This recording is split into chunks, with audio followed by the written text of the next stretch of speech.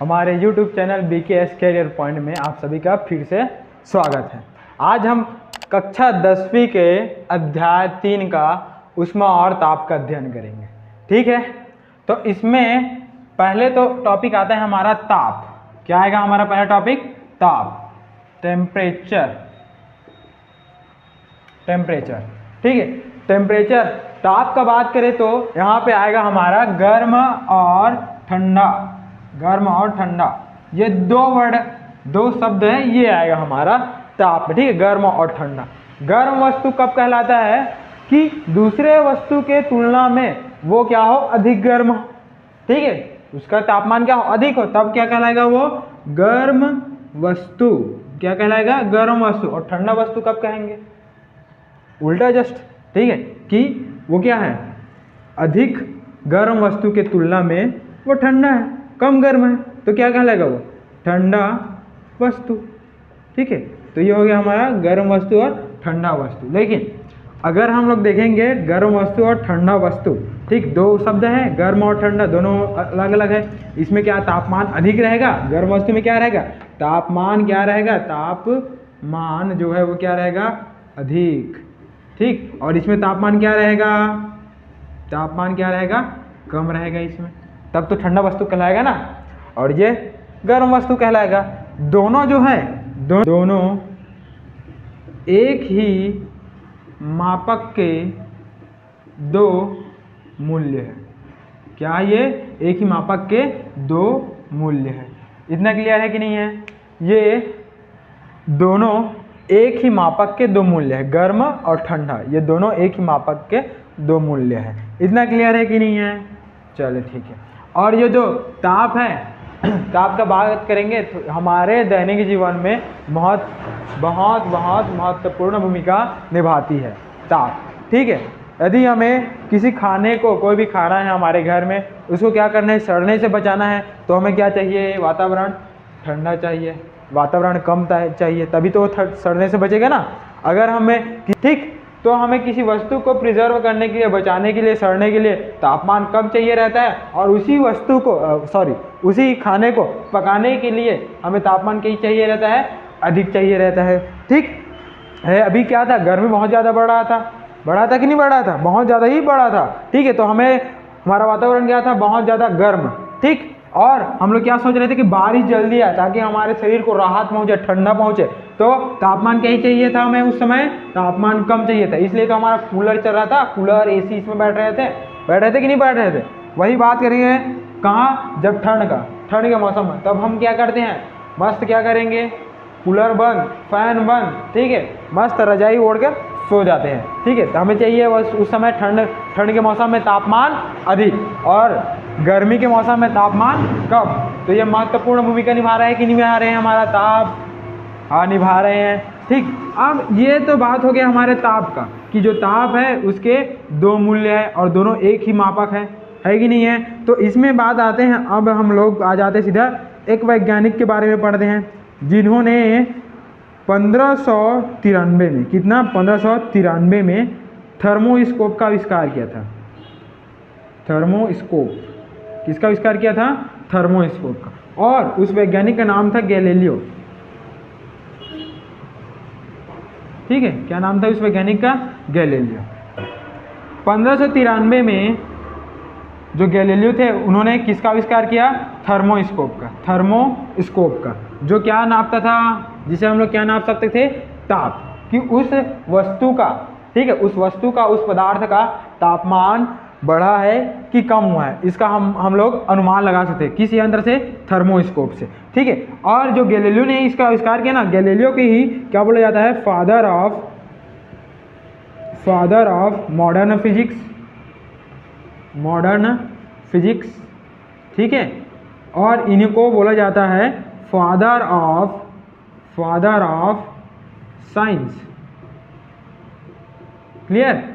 इनको याद रखना भैया, पेपर में 1 नंबर में आ सकता है, इसको दे सकते हैं बोर्ड में, कि फादर ऑफ मॉडर्न फिजिक्स किसे कहते हैं? किसे कहेंगे? गैलीलियो को कहते हैं। फादर ऑफ साइंस किसे कहते हैं? किसे कहेंगे? गैलीलियो को कहेंगे। ठीक, तो इन्होंने थर्मोस्कोप का आविष्कार कैसे किया था? जैसे कि एक बॉटल ले लेते हैं, ठीक, जैसे कि ये मेरे पास एक बॉटल है, बॉटल है ये ढक्कन, ठीक है। ढक्कन को क्या करना है, यहाँ से बीच से हमको छेद कर देना है, ठीक है, छेद कर देना है। और उसके बाद इसमें स्ट्रॉ डाल देना है, इसके अंदर क्या करना है, हमें स्ट्रॉ डाल देना है। और स्ट्रॉ को पूरे तली तक लेके नहीं जाना है, थोड़ा ऊपर तक, यहाँ तक लेके आओ, ठीक है। इसको स्ट्रॉ को, और स्ट्रॉ को यहाँ पे लगाने के बाद मैं क्या कर देता हूँ, इसको बंद, ठीक है। ढक्कन लगा दिया इसको। इसमें क्या है हमारा स्ट्रॉ को कहाँ तक ना, तली तक नहीं ले जाना है हमें यहाँ तक, ठीक है। अब हम लोग करेंगे प्रोसेस क्या, यहाँ पे करना है हमें, हाथ को रब करना है, रब करेंगे। इतना बड़ा बॉटल नहीं लेना है भाई, छोटे बॉटल लेना, ठीक है, छोटे सा, ठीक। अब उसको करेंगे रब करने के बाद हम लोग क्या करेंगे, बॉटल को पकड़ लो। अब रब करने के बाद हमें क्या होता है, यहाँ पे गर्म ऊष्मा आता है कि नहीं आता, तापमान बढ़ा कि नहीं बढ़ा, यहाँ पे हाथ का तापमान बढ़ा। अब यहाँ पे पकड़ लो, अब देखेंगे। और हाँ, एक बात और, इस बॉटल के अंदर हम लोग स्याही युक्त जल भरे हुए हैं ना, क्या भरे हुए हैं, ये हमारा क्या है, एक बॉटल है, ठीक। बॉटल ये हो गया उसका ढक्कन, ठीक। यहाँ से हम लोग क्या डाले, स्ट्रॉ डाले। स्ट्रॉ को कहाँ तक ले जाना है, यहाँ तली के ऊपर तक, ठीक है। अब यहाँ पे हम लोग क्या डाले हैं, यहाँ डाले हम लोग स्याही युक्त जल। क्या डाले, स्याही युक्त जल, क्या डाले यहाँ पे, स्याही युक्त जल। अब हाथ रब करने के बाद हम लोग पकड़ेंगे तो यहाँ पे क्या हुआ, यहाँ का टेम्परेचर बढ़ा कि नहीं बढ़ा। अभी पहले क्या था, तापमान कम था, अब जब हम लोग यहाँ रगड़े तो यहाँ का तापमान क्या हो गया, बढ़ गया। तापमान क्या हुआ, तापमान अधिक हुआ कि नहीं हुआ। जब अधिक तापमान अधिक होता है तो यहाँ पे जो वायु के कण उसमें क्या हो गया, उसको भी तापमान क्या हुआ, बढ़ा कि नहीं बढ़ा। अब जब तापमान बढ़ता है तो वायु के जो कण है इधर उधर फैलने लगते हैं, भागने लगते हैं। अब यहाँ तो जगह ही नहीं है क्या जगह बॉटल के अंदर, नहीं। तो ये प्रेशर किसके ऊपर डालेंगे, दबाव किसके ऊपर डालते हैं, यहाँ स्याही युक्त जल में दबाव डालते हैं। जब दबाव पड़ता है तो ये जो स्याही है वो कहाँ चढ़ने लगता है, यहाँ स्ट्रॉ के अंदर चढ़ने लगता है। इससे हमें यह पता चल रहा है कि तापमान बढ़ने से जल में दबाव पड़ा और ये जल है वो कहाँ चढ़ने लगा, ऊपर की ओर, ठीक है। ऐसे ही हमारे जो थर्मामीटर है ना, सेल्सियस वाले, जब बुखार हो जाता है डॉक्टर के पास जाते तो देते कि नहीं देते थर्मामीटर लगाने के लिए। तो यहाँ पे पता चला कि तापमान बढ़ा तो यहाँ जो वाटर है वो कहाँ चला गया, स्ट्रॉ के ऊपर चला गया, ठीक है। तो यहाँ लेकिन यहाँ पे तापमान का पैमाना वैल्यू कुछ नहीं था ना, 60 डिग्री 70 डिग्री ये कुछ नहीं था, यहाँ पता नहीं चला। इस आविष्कार से हमें यह पता चला कि तापमान बढ़ने से, ठीक है, किसी जगह का वायु का हो गया, ठीक, कि वायु के कण हो गया या कोई भी कण है, ठीक है, ठोस द्रव या लिक्विड, ठोस द्रव या गैस, सभी में दबाव पड़ता है उस एरिया का, ठीक है। तो यहाँ का कण कहाँ चला गया, स्ट्रॉ के ऊपर चला गया, ठीक। तो ये हो गया हमारा थर्मोस्कोप। और थर्मोस्कोप का आविष्कार किसने किया था, गैलीलियो ने किया था। और गैलीलियो को ही फादर ऑफ मॉडर्न फिजिक्स कहा जाता है और फादर ऑफ साइंस कहा जाता है। तो ताप में हम लोग देखेंगे आप तापमान पैमाना। तो तापमान पैमाना हमारा मुख्यतः कितने प्रकार का होता है, 3 प्रकार का देखेंगे। पहला देखेंगे हम लोग सेल्सियस पैमाना, दूसरा देखेंगे फ़ारेनहाइट पैमाना, तीसरा देखेंगे हम लोग केल्विन पैमाना। बैकग्राउंड में आवाज़ आ रहा होगा उसके लिए सॉरी, यहाँ काम चल रहा है थोड़ा सा, ठीक है। तो यहाँ पे सेल्सियस पैमाना, फ़ारेनहाइट पैमाना और ये केल्विन पैमाना, तीनों का डायग्राम देखेंगे। पहले देख लेते हैं यहाँ पे सेल्सियस पैमाना का, ठीक है। कौन सा पैमाना, सेल्सियस पैमाना हमारा। सेल्सियस पैमाना की बात करें तो यहाँ पे देखेंगे सेल्सियस पैमाना में ये हो गया हमारा एक सेल्सियस पैमाना, दूसरा हो गया हमारा फ़ारेनहाइट पैमाना, तीसरा हो गया हमारा, इसको बुक से अच्छे से बना लेना, मैं ऐसे ही बना रहा हूँ ना, ठीक है। यहाँ पे रहता है उसका वैल्यूज मापन करने का, यहाँ पे है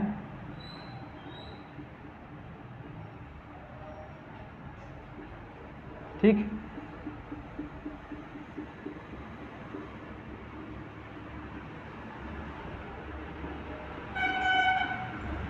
यहाँ पे रहेगा हमारा बिंदु अलग अलग, ठीक है, जिससे हम लोग पता चलेंगे कि निम्नतम बिंदु कितना है, उच्चतम बिंदु कितना है, ये सब पता करेंगे। यह हो गया हमारा सेल्सियस का, और ये हो गया हमारा फ़ारेनहाइट का, और ये हो गया हमारा केल्विन का। क्लियर। इसको डिग्री सेल्सियस को डिग्री सेल्सियस इससे प्रदर्शित किया जाता है, फ़ारेनहाइट को डिग्री फ़ारेनहाइट से प्रदर्शित किया जाता है, केल्विन को कैपिटल के से प्रदर्शित किया जाता है। इतना क्लियर है। अब देखते हैं इसका तापमान में निम्नतम ताप कितना होगा सेल्सियस में। तो सेल्सियस में निम्नतम ताप होता है हमारा 0 डिग्री सेल्सियस, और इसका बिंदु ले लो, ठीक है, बिंदु। तो निम्नतम बिंदु सेल्सियस में निम्नतम बिंदु कितना रहेगा हमारा 0 डिग्री सेल्सियस, और यहीं पे हम लोग बात करेंगे मध्य बिंदु का, तो इसका रहता है कितना 37 डिग्री सेल्सियस। उच्चतम बिंदु का बात करें तो यहाँ रहता है 100 डिग्री सेल्सियस। ये हो गया सेल्सियस का। और हमारा फ़ारेनहाइट में बात करेंगे किसका फ़ारेनहाइट, तो यहाँ पर रहता है 32 डिग्री फ़ारेनहाइट, ठीक है, निम्नतम बिंदु। मध्य बिंदु रहेगा इसका 98 डिग्री फ़ारेनहाइट, ठीक है। और हमारा रहता है यहाँ पे उच्चतम बिंदु रहता है हमारा 212 डिग्री फ़ारेनहाइट। अब बात करते हैं कि इसका केल्विन पैमाना में देखेंगे तो निम्नतम बिंदु कितना रहेगा 273 केल्विन, मध्य बिंदु कितना रहेगा 310 केल्विन, और बात करेंगे उच्चतम बिंदु का तो इसका रहता है 373 केल्विन। इतना क्लियर है।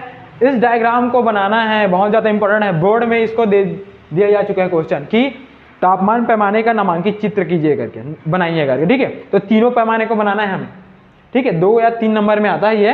तो ये हो गया हमारा सेल्सियस, ये हो गया फ़ारेनहाइट, ये हो गया हमारा केल्विन। बात यहाँ पे तीनों का जो निम्नतम बिंदु है और मध्य बिंदु है और उच्चतम बिंदु है, तीनों को याद रखना है हमें, ठीक है। अब इससे ही रिलेटेड हमारा क्या आता है फॉर्मूला बेस्ड क्वेश्चन, ठीक है। इसी तीनों पैमाने से फॉर्मूला बेस्ड क्वेश्चन है। तो इन तीनों का फॉर्मूला है हमारा, ठीक है, फॉर्मूला होता है हमारा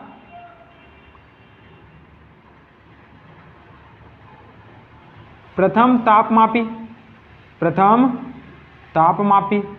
कोई भी तापमापी ना, ये तापमापी तीनों तापमापी पैमाना है कि नहीं पैमाना है, तो कोई भी प्रथम तापमापी का क्या लेंगे तापमान पैमाना माइनस निम्न बिंदु, ठीक है, बटे उच्चतम बिंदु, ठीक है। ये हो गया हमारा उच्चतम बिंदु। उसके बाद इसको मैं मिटा दे रहा हूँ, ठीक। उसके बाद होता है बराबर द्वितीय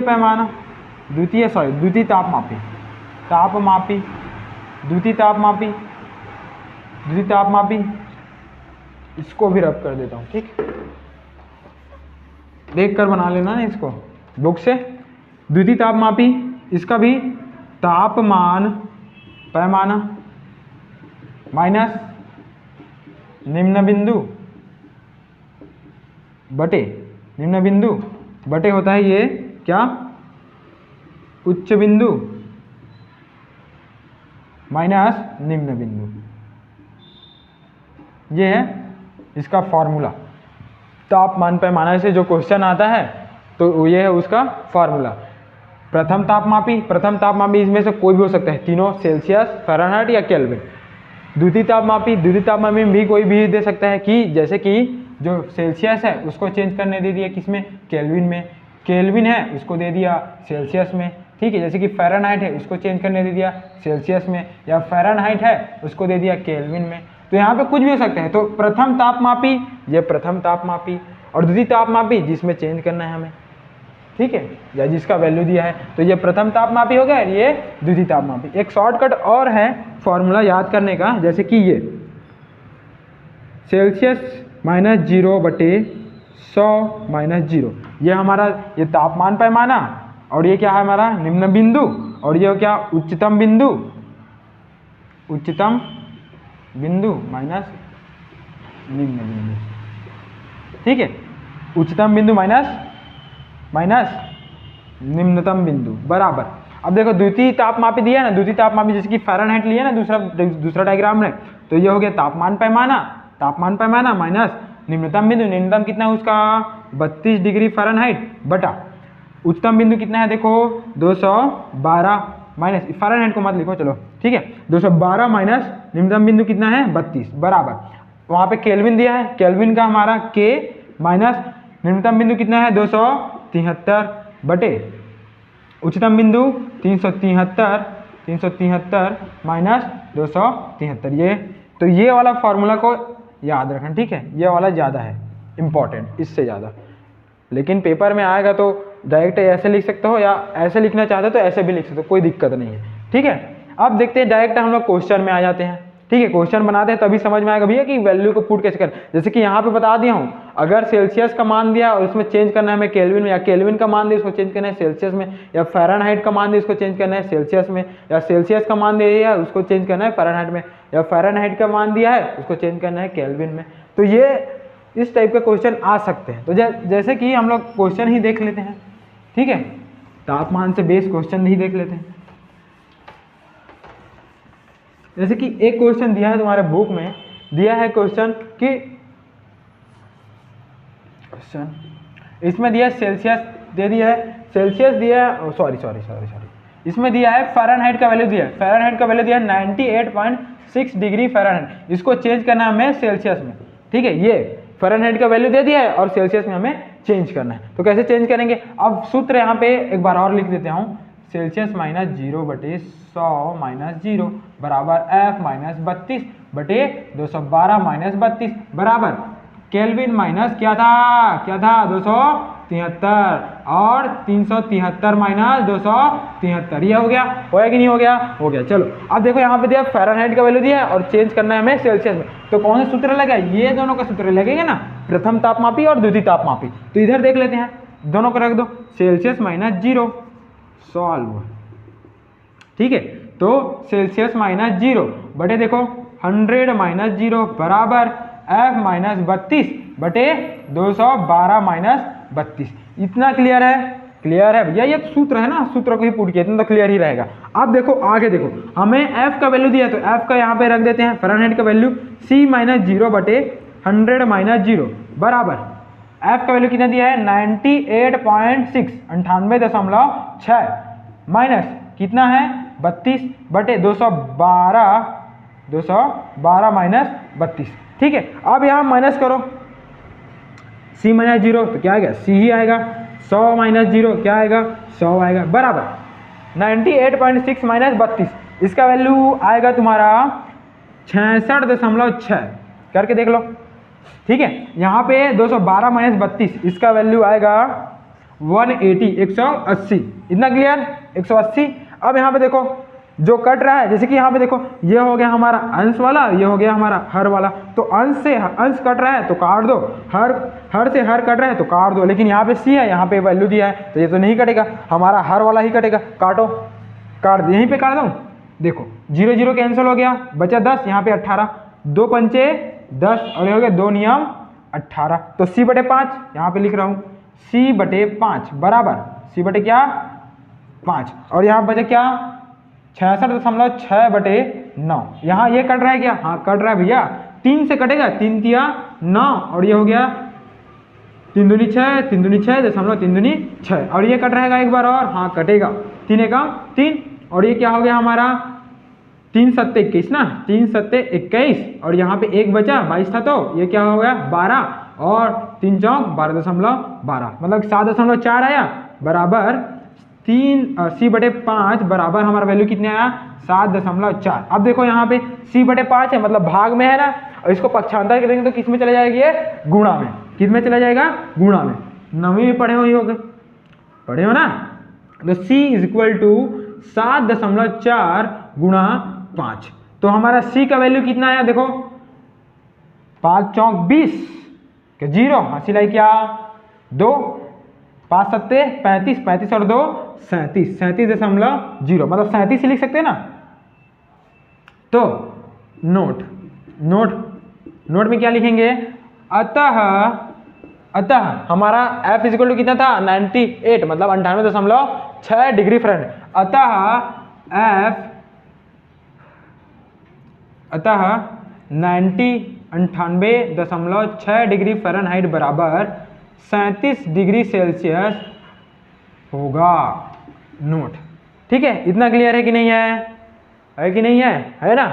चलो ये तो था हमारा पहला क्वेश्चन, दूसरा क्वेश्चन देखेंगे, चलो देख लो, बुक का ही है, बुक में एक और क्वेश्चन दिया है, यहाँ पे केल्विन दिया है, केल्विन का मान दिया है 0 और इसको चेंज करना है हमें सेल्सियस, सेल्सियस में। किस में चेंज करना है? सेल्सियस। मतलब कि यहाँ पे देखो केल्विन कहाँ है हमारा, ये केल्विन हो गया, ये है क्या केल्विन, इसका वैल्यू दिया है 0, इसको चेंज करने की इसमें सेल्सियस, मतलब कि ये दोनों का यूज करेंगे केल्विन और सेल्सियस का। चलो देखो तो सेल्सियस 0/100 सॉल्व कर रहे हैं ना, सीधा सॉल्व कर रहा हूँ मैं, सॉल्व -0 बराबर केल्विन -273/373 -273 इतना दिया है। अब हमें केल्विन का मान पता है, सेल्सियस को निकालना है, केल्विन का मान दिया है तो C - 0/100 - 0 बराबर केल्विन का वैल्यू कितना दिया है 0 -273 बटा कितना दिया है 373 - 273, ये है कि नहीं है?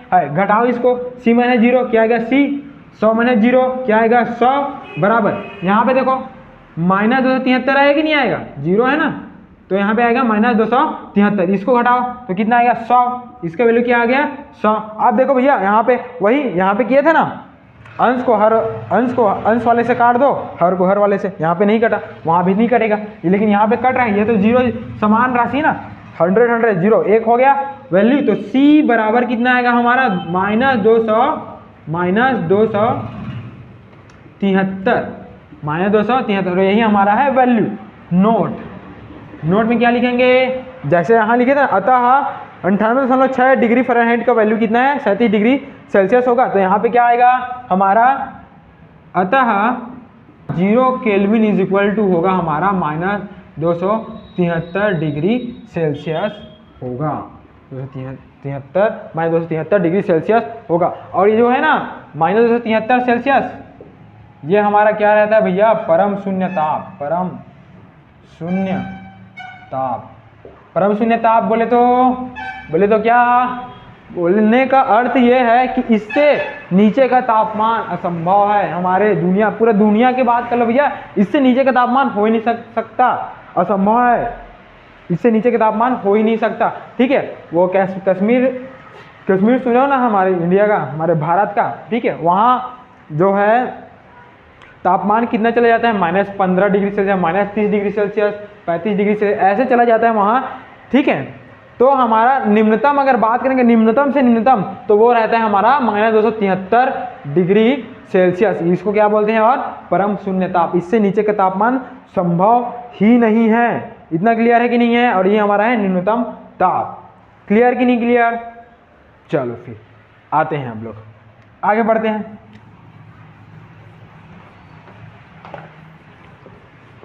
और हाँ, वीडियो देख रहे हो तो क्वेश्चन है आप लोगों के लिए, क्वेश्चन ये है, फर्स्ट क्वेश्चन, ठीक है, क्वेश्चन है आप लोगों के लिए 100 डिग्री सेल्सियस को आपको चेंज करना है केल्विन में। ठीक है, मतलब सेल्सियस का मान दिया है 100, ठीक है, उसको चेंज करना है आपको केल्विन में। सेकंड क्वेश्चन है हमारा, जैसे केल्विन का मान दिया है, केल्विन का मान दिया 310, तो आपको चेंज करना है इसको सेल्सियस में। ठीक है, ये क्वेश्चन आपको बनाना है। ठीक है, ये क्वेश्चन आपको बना ही लेना है। अच्छा, आप लोगों को इसको नोट कर लेना और बनाना। ठीक है, कमेंट में क्वेश्चन का आंसर दे देना। और आप लोगों को एक और चीज़ बताना था इसी तापमान पैमाने से रिलेटेड। ठीक है, जानकारी प्लस। ठीक है, क्या है ये? जानकारी प्लस। जानकारी प्लस में हमने देखेंगे जो सेल्सियस है, सेल्सियस, इसका आविष्कार किया था एंडर्स सेल्सियस ने। वैज्ञानिक का नाम याद रखना है। ठीक है, और फ़ारेनहाइट जो है, फ़ारेनहाइट जो है इसका आविष्कार किया था डेनियल, इसका आविष्कारक था डेनियल गैब्रिएल फ़ारेनहाइट। ठीक है, फ़ारेनहाइट का आविष्कारक कौन है? Daniel Gabriel Fahrenheit. अब लास्ट आता है हमारा केल्विन। केल्विन पैमाने का आविष्कारक है हमारा लॉर्ड, केल्विन पैमाने का आविष्कारक है लॉर्ड विलियम थॉमसन केल्विन। ठीक है, यहाँ पे क्या देखने को मिल रहा है हमें क्या देखने को मिल रहा है हमें? सेल्सियस, फ़ारेनहाइट, केल्विन, तीनों पैमाना जो है ये अपने सर नेम के नाम से ही रखा है। दिख रहा है? Anders Celsius, Daniel Gabriel Fahrenheit, Lord William Thomson Kelvin. ठीक है, आप लोग भी आविष्कार करो, आप लोग भी वैज्ञानिक बनो, अपना सरनेम लगा देना, चंद्राकर लॉ, चंद्राकर थ्योरी, मैं ठाकुर हूँ, मैंने आविष्कार किया तो ठाकुर लॉ, ठाकुर थ्योरी, ऐसे कर सकते हैं भैया, साइंटिस्ट बनो, कर सकते हो। ठीक है, क्लियर है कि नहीं है? ठीक, अब ये हो गया हमारा सेल्सियस पैमाना हो गया, फ़ारेनहाइट पैमाना हो, केल्विन, ये तीनों है हमारा तापमान पैमाना। अब आते हैं हम लोग हीट में। किस में आते हैं? हीट में। ठीक, ताप खत्म ना, ये अध्याय 3 का उष्मा और ताप है, उसका ताप खत्म। अब आते हैं हम लोग हीट में। उष्मा, उष्मा, उष्मा, उष्मा, उष्मा, हीट, हीट। उष्मा का बात करें तो उष्मा एक ऊर्जा है। उष्मा क्या है? ऊर्जा। उष्मा क्या है हमारा? ऊर्जा। उष्मा ही ऊर्जा है। ठीक है, उष्मा ही ऊर्जा है। ठीक है, चलो देखो, जैसे कि ऊर्जा है बोल रहे हैं तो जैसे कि कोई व्यक्ति है, ठीक है, उसको आप लोग क्या कर दो? ऊर्जा दे दो। ऊर्जा देने का मतलब क्या? अगर वो खाना खा रहा है, खाना दे दो उसको, उस व्यक्ति को क्या दे दो? खाना दे दो। क्या? खाना दे दो, तो एनर्जी बढ़ेगा कि नहीं बढ़ेगा उसका? ऊर्जा मिला, उष्मा मिला। उष्मा मिला मतलब ये नहीं कि उसके शरीर में आग लगा दो, पेट के अंदर आग लगा दो, उष्मा मिला उसको, उसके बाद ऊर्जा मिलने के बाद वो दौड़ रहा है, भाग रहा है, बहुत ज़्यादा काम कर रहा है, वो नहीं, उष्मा नहीं, जलाने वाला नहीं, उसको देना है वो खाना। क्या देना है? खाना। अब वो हमारे शरीर में स्टमक में जाकर क्या होगा? वो टूट जाता है, किस फॉर्म में? एटीपी की फॉर्म में, और वही एटीपी हमें किस रूप में मिलता है? ऊर्जा के रूप में। ठीक है, तो वो वाला उष्मा, ऐसे नहीं कि लकड़ी जला रहे हो तो हमें ऊर्जा मिल रहा है, ऐसे नहीं, उष्मा मिल रहा है, ऐसे नहीं। ठीक है, खाने के रूप में मिलेगा भैया हमें। ठीक है, तो एक वैज्ञानिक थे रमफोर्ड करके,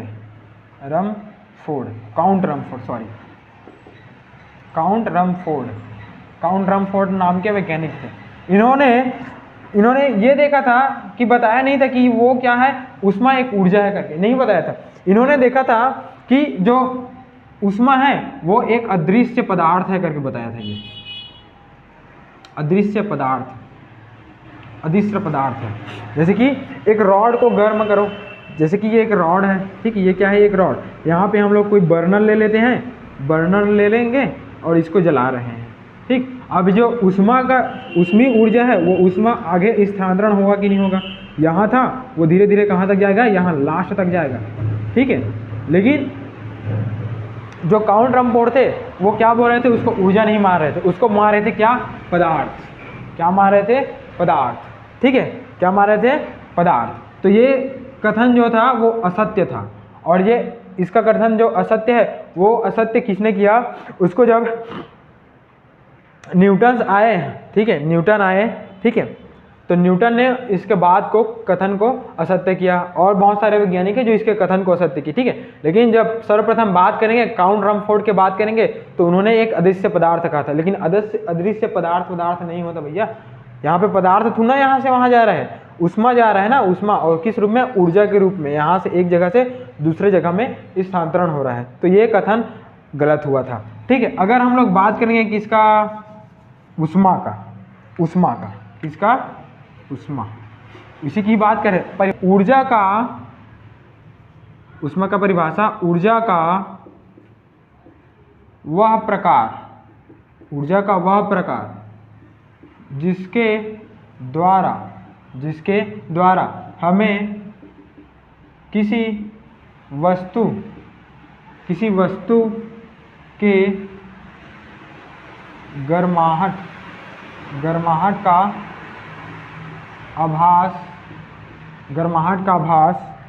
गर्माहट का आभास होता है।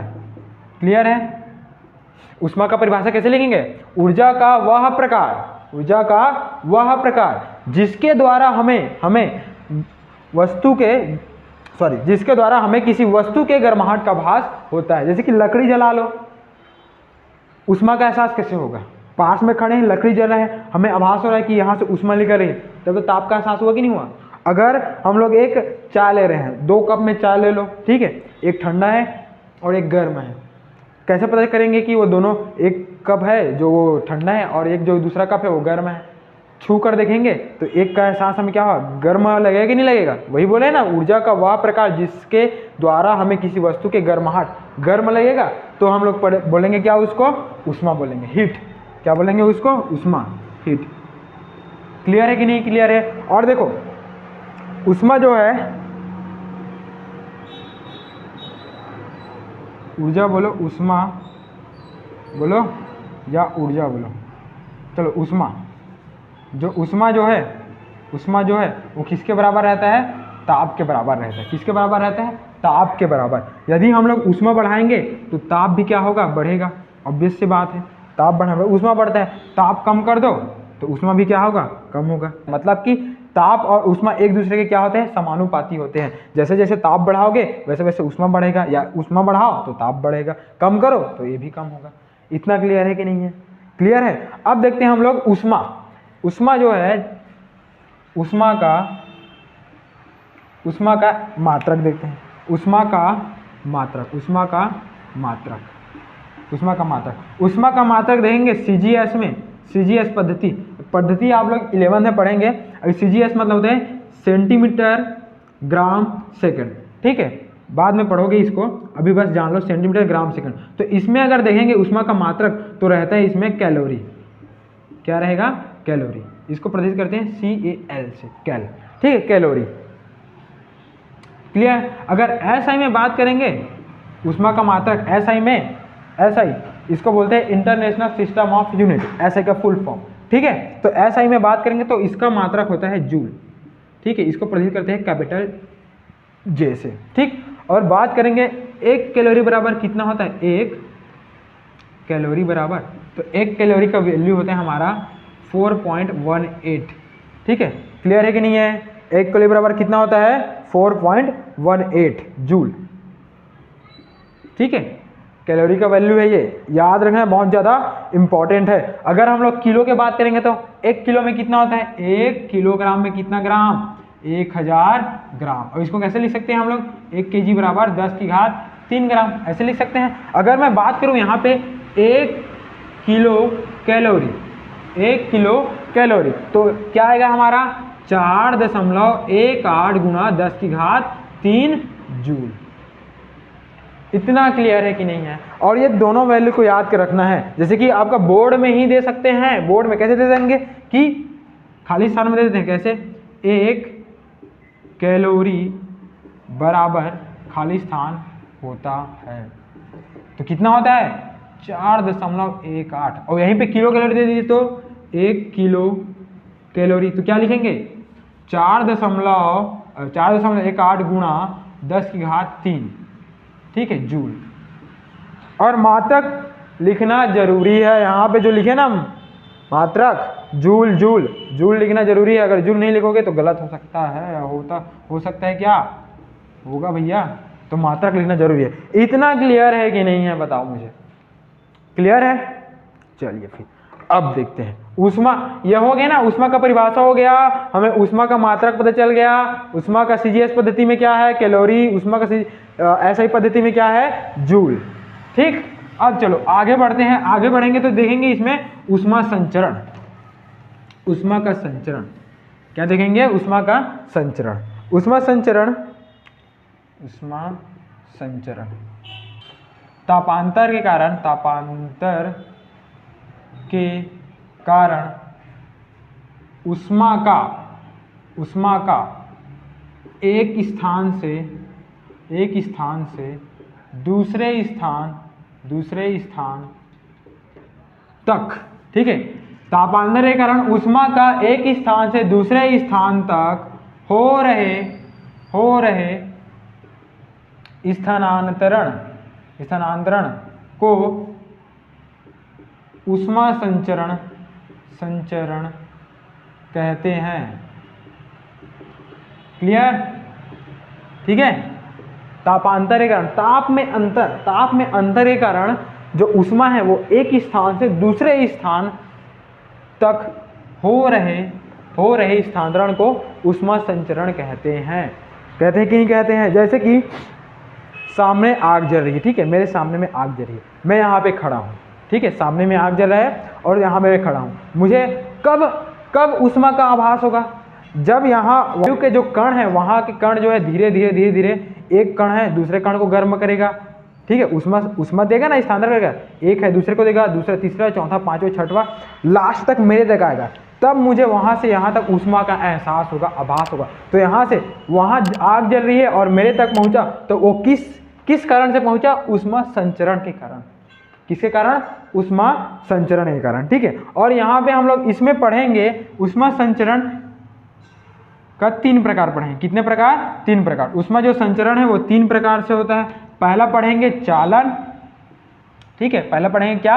चालन। दूसरा पढ़ेंगे संवहन, ठीक है, संवहन। तीसरा पढ़ेंगे विकिरण। तीसरा क्या पढ़ेंगे?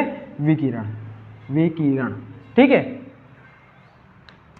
तो इसको पढ़ेंगे हम लोग नेक्स्ट वीडियो में। अभी तक यहाँ तक पढ़ेंगे और जितना भी पढ़ा हूँ उसको याद करना है, रिवीजन करना है, नोट्स बनाना है और प्रॉपर पढ़ना है रोज, ठीक है।